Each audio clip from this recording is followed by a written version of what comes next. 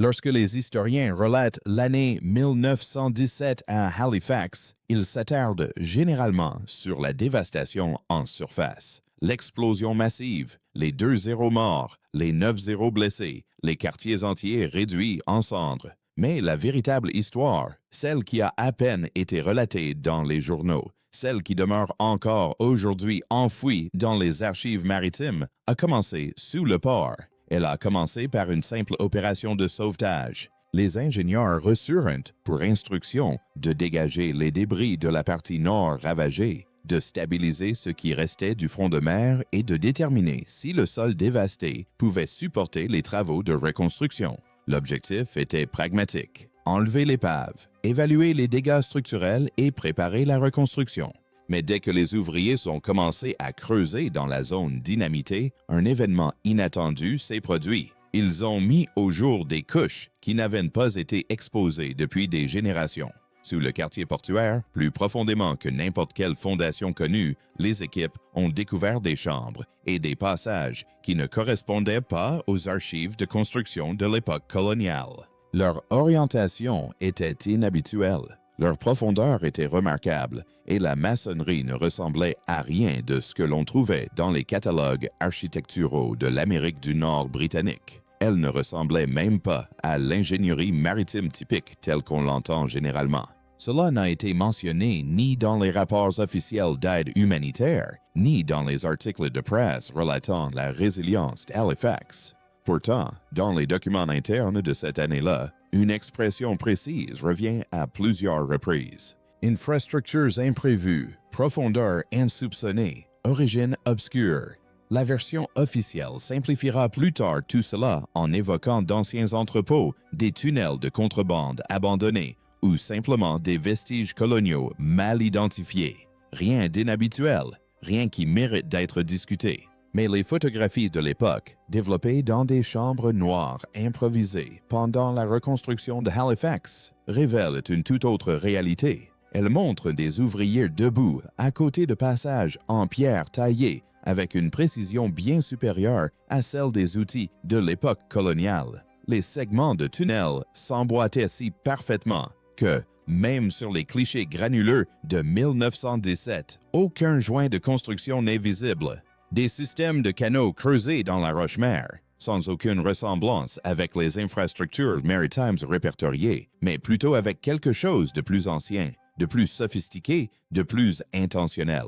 Plus on creusait profondément, plus les strates s'éloignaient de l'histoire coloniale telle que nous la connaissons, pour ressembler davantage à des infrastructures utilisées, abandonnées et délibérément dissimulées.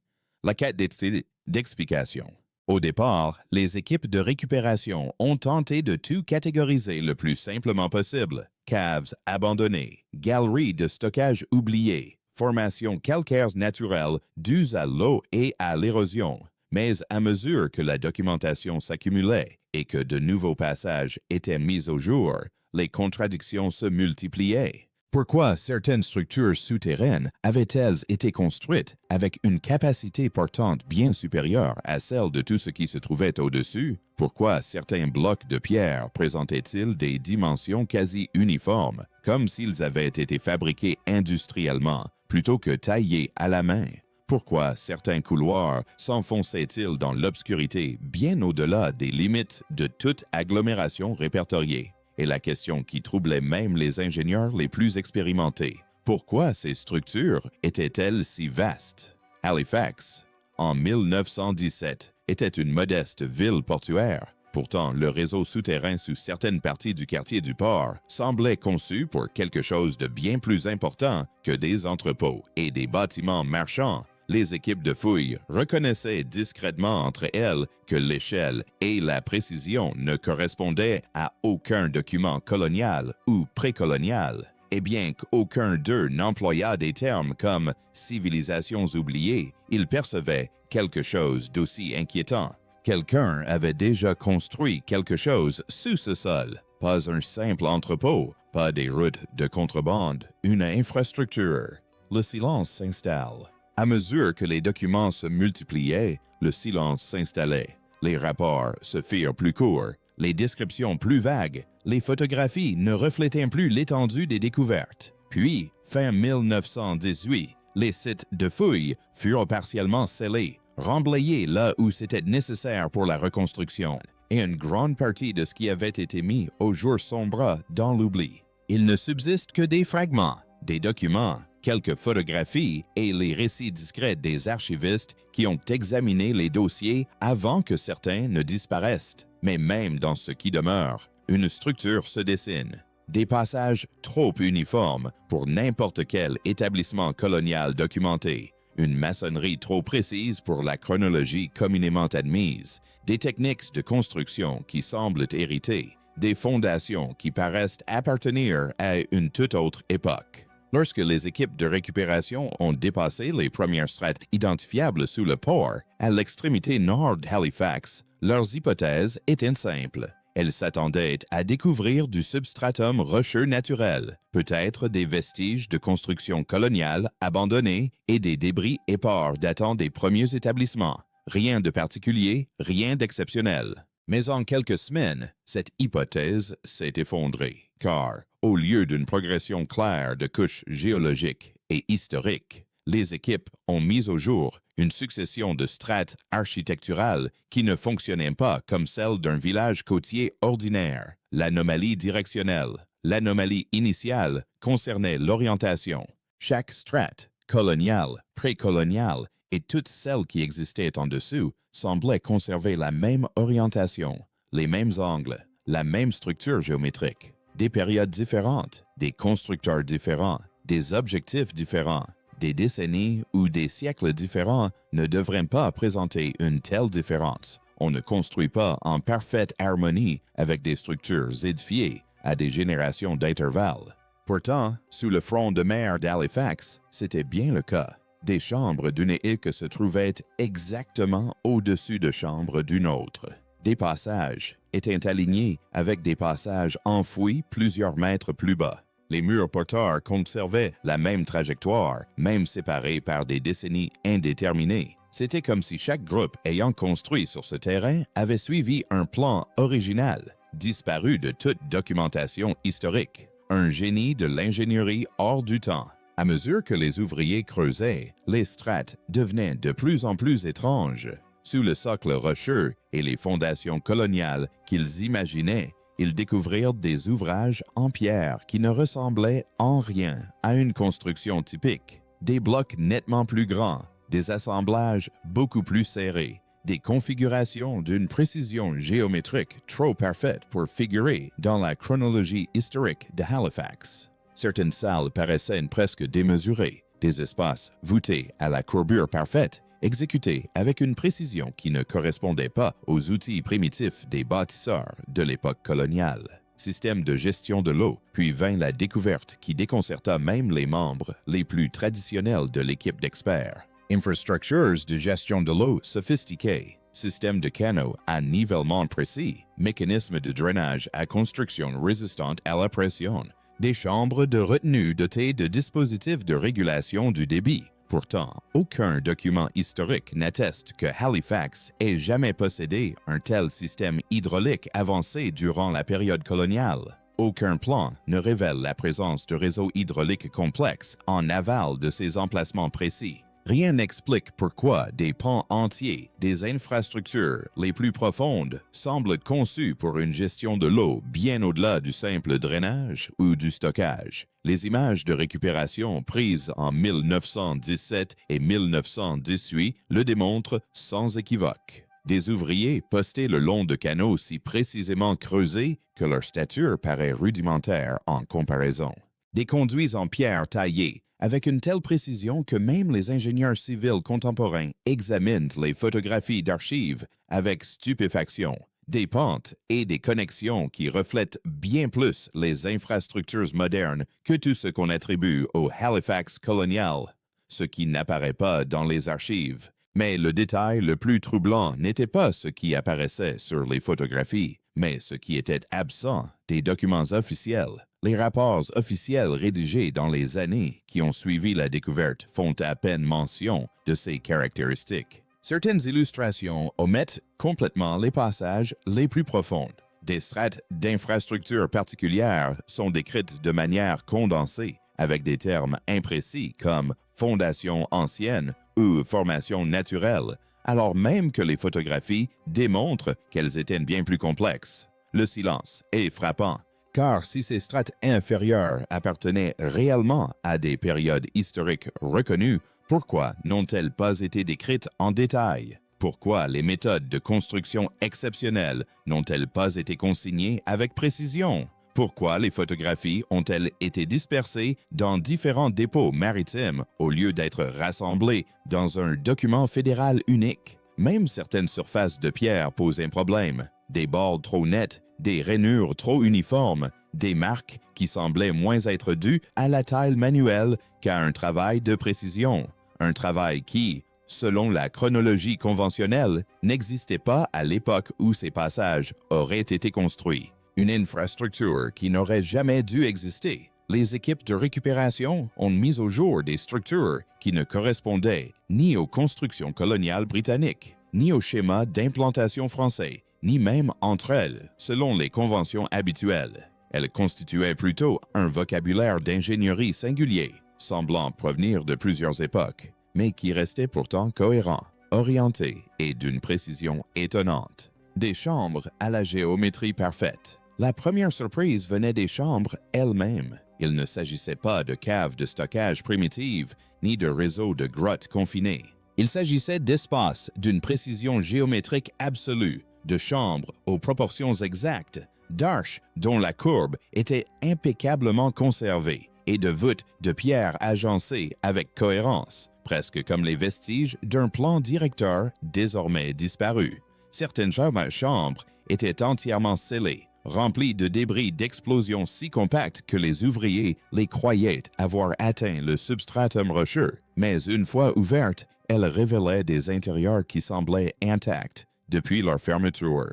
Des murs raffinés, des assemblages de pierres et des configurations de construction qui ont généré plus de mystères que de réponses. D'imposantes structures circulaires en pierre. Et puis est apparue cette caractéristique qui continue de déconcerter les chercheurs. Ces imposantes structures circulaires en pierre furent par la suite identifiées comme d'anciennes citernes ou des puits de stockage, mais rien en elles ne correspond aux caractéristiques de l'ingénierie coloniale ni aux techniques rudimentaires de stockage d'eau. Elles étaient trop équilibrées, trop profondes et d'une circularité parfaite, comme si elles avaient été sculptées avec des outils capables de maintenir une courbure impeccable. Certaines n'ont pas des puits, mais des constructions à fonction spécifique, bien que personne n'ait pu préciser laquelle. Une conception porteuse anormale. Une autre particularité est apparue dans la construction de certains systèmes de support.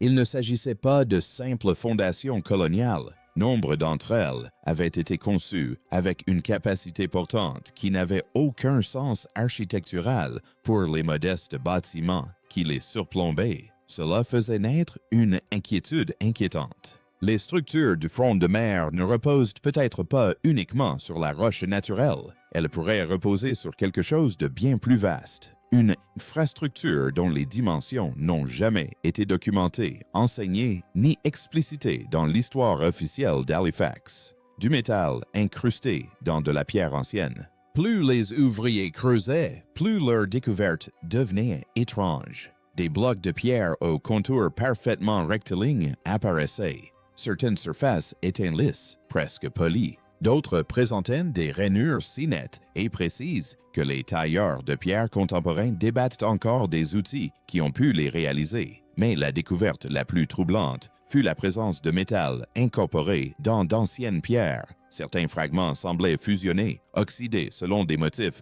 suggérant une chaleur extrême.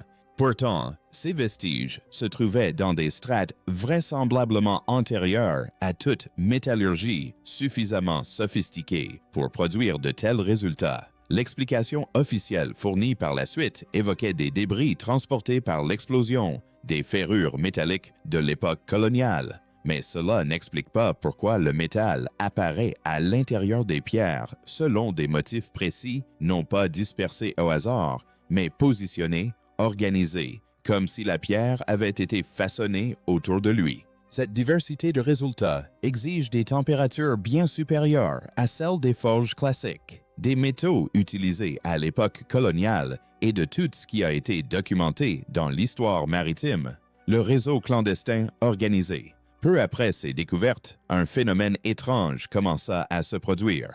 Les chambres furent scellées à nouveau, les passages remblayés et les zones profondes des sites isolés afin d'empêcher toute nouvelle fouille. Certaines de ces mesures furent officiellement justifiées par des impératifs de sécurité structurelle nécessaires à la stabilisation du front de mer dévasté. Cependant, le choix des chambres à sceller en priorité et des sections à isoler définitivement suscita des interrogations discrètes parmi les témoins, car les passages fermés rapidement étaient invariablement ceux qui contestaient le plus la chronologie officielle. Les structures sculptées avec une précision impeccable, les systèmes sophistiqués de gestion de l'eau, les inclusions métalliques inhabituelles, les passages aménagés qui semblaient s'étendre bien au-delà de la zone de fouille.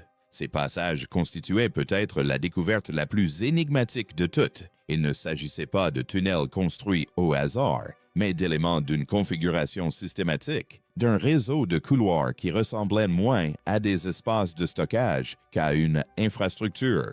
Orient l'arrêt, les premiers de nombreux témoignages, parmi les rares qui ont subsisté, décrivent une maçonnerie qui passe brusquement du reconnaissable à l'inexplicable, des murs aux jonctions si serrées qu'on ne pourrait y glisser une lame, des passages courbes d'une précision que Halifax, à l'époque coloniale, n'aurait jamais dû posséder. Des plateformes conçues pour des usages bien plus complexes que tout ce qui a été recensé au-dessus et des couloirs s'étendant au-delà de la zone de fouille, disparaissant dans les ténèbres sous la ville reconstruite. La réinhumation.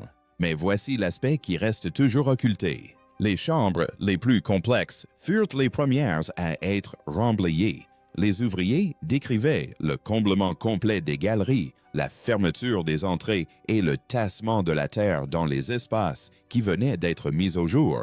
Ce ne fut pas un processus lent, mais un processus rapide. Explication officielle. Instabilité géologique, impératif de sécurité, priorité de reconstruction.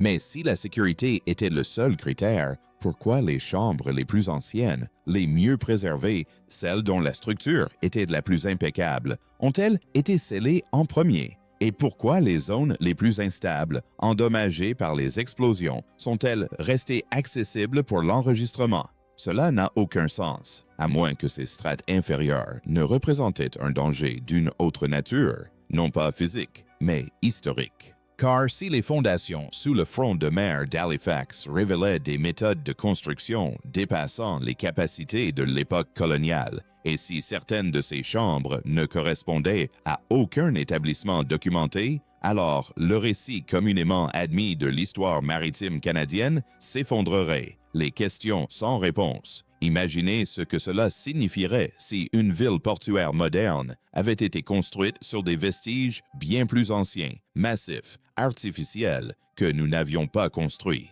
Imaginez, ce ne sont pas là les types de découvertes que les historiens préfèrent clarifier, mais plutôt celles qu'ils préfèrent ne pas aborder du tout. La question finale. Et cela nous amène à la question ultime.